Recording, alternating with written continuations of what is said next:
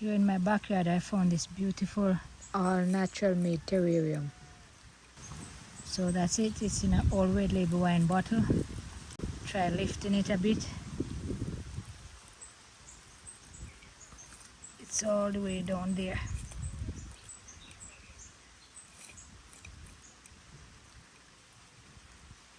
Oh, look at that.